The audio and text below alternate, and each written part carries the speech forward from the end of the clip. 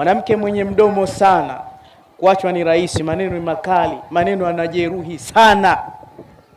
Hii tabia ya mwanzo imeonywa. Tabia ya pili ni mwanamke anaitwa ashaddaqa. Ashaddaqu anafanana na atharthar, lakini yeye tatatwawalu ala alkalam, anadandia juu ya maneno. Unajua kwa nini ameitwa shaddaqu? Wanasema akiongea ule mdomo unabadilika maumbile hivi. Unajua ile wanasema nini, kumsodoa mtu, namna anafanya hivi. Ametizama huku lakini sonyo linatoka huku. Huyu shaddaqa wanasema tabia yake, akiwakuta watu wanamsema mtu, yeye kana kwamba anajua zaidi. Sio hivyo. Alifumaniwa yule, si alikuwa na bakambuzi siku ile, yule mzee mimi namjua.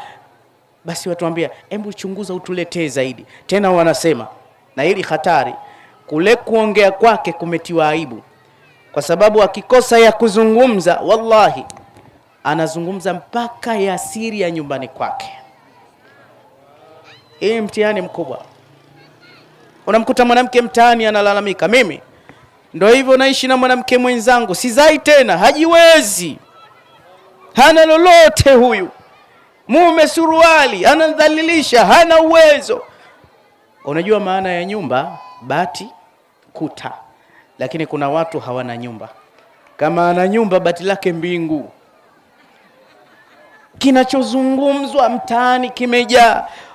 Ficha aibu ya mume wako.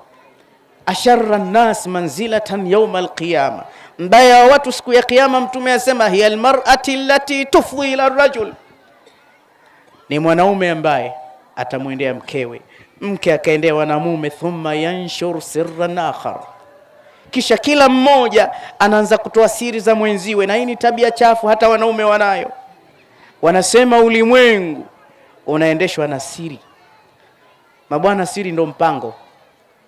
Hata hapa ingekuwa si siri, tusingekaa pamoja. Pengine uliokaa naye mchawi anapaa usiku na ungo, ungekaa naye?